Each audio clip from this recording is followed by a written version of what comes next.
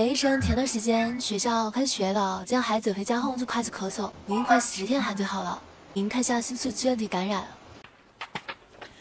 支原体感染阳性嘛？之前我看你之前病例已经咳了其实10多天了其实下次呢，如果持续时间那么长，早一点过来因为哪怕他现在宝宝不一定有发烧或者喉咙疼这些呢，你也要重视，因为支原体如果你感染没有彻底的去治疗的话，后面它会进展，而且呢症状会反复，它不像普通感冒，它难治愈的。因为我这周已经自己给他用了青霉素了，以为会好起来的，谁知道那么久都还没好。青霉素它是第1代的抗生素，那它其实对于你这个月龄的小孩，它很容易影响消化道功能的，而且如果严重你用的不对，它容易出现耐药性。那怎么办？你记好2点第一个呢就是要用对药，第二个呢必要的时候要戒口。首先我们知道像支原体它对影响细菌蛋白质合成的抗菌药物它比较敏感。那目前是根据儿童肺炎支原体肺炎中西医结合诊治专家共识2023年版的，我们推荐的是大环内酯类抗生素比如说环酯红霉素、干混旋剂还有阿奇霉素。那么它们是第2代新型的抗生素，环酯红霉素、干混旋剂呢，它有抗菌活性更强，起效时间更快，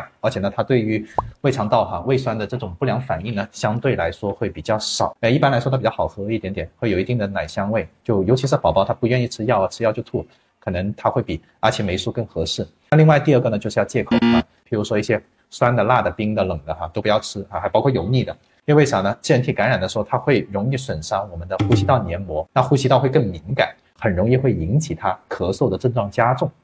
谢谢梁医生，我记住了。